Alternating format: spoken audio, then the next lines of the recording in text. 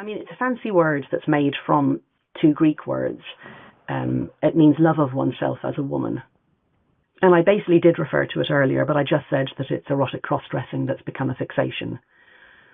So it's not exactly that, because the fixation isn't necessarily on the clothes, it's on the body. But they're, I mean, the best estimate of the number of men who are erotic cross-dressers is about 3%.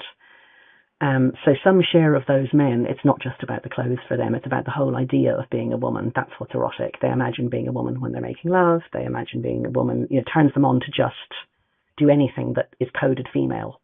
And I don't mean necessarily dressing up in rubber and high heels. I mean, there have been a few books written, very frank books by men who recognize that they're autogynephilic, and they say anything that's coded female. So like knitting is sexy, or taking a pill and pretending that it's the contraceptive pill, or, going to a women's book group as opposed to a mixed book group. Anything that they can sell to themselves as I'm really a woman is in itself sexy.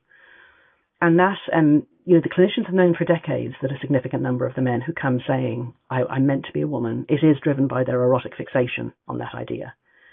And the men will commonly disguise that, but there are ways which, I don't know how vivid you want me to be. There are ways of telling when men are turned on, including in a research setting. And so, this idea has been tested and has been found to be sound. Like, people will tell you that this is a debunked idea. It is absolutely not. The research is as sound as anything in this field.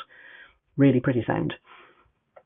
But the fantasy isn't about pretending to be a woman. It's about actually being a woman. And that means that somebody who tells you you aren't is destroying something very precious to you. So those men are quite vicious to women who say, look, wear what you like, but you can't come into women's spaces because you're not actually a woman. Because that woman is destroying their dearest fantasy and the thing that has become, over time, incredibly central to their desires, image of themselves, longings for the future, their idea about what it is to live a good life, all those things. And so they turn on you. They hate you for it. Like, all I ever say is, you can't change sex, and I'm not going to pretend you can.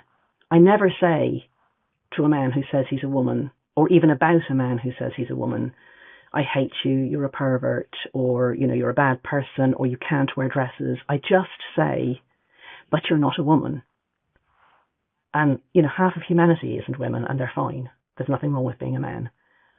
And if you're not a woman, then you can't come into women's spaces, you can't get onto women's shortlists, you aren't entitled to play women's sports, I'm not going to call you a woman. And I'm treated as if I am the worst human being in the world for saying all of that.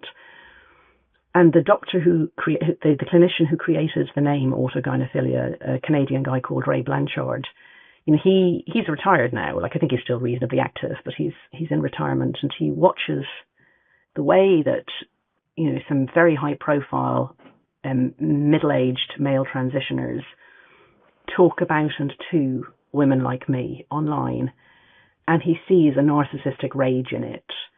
They hate us because they see us as withholding what they want, which is validation. And I mean, in particular, those men, if they're heterosexual men, as they pretty much always are, they see themselves as lesbians because they're now women. So they want lesbians. They want into lesbian spaces. And so lesbians come under more pressure than anyone else on this. And a lesbian who says, sorry if this is beyond your comfort zone, but lesbians have these slogans like lesbians don't do dick. Like, that lesbian she's a bigot. She's a bigot for drawing the line at her own body as to who she's willing to have sex with. I think that's another reason this has all gone so far, is there are a small number of really, really, really vicious men pushing it.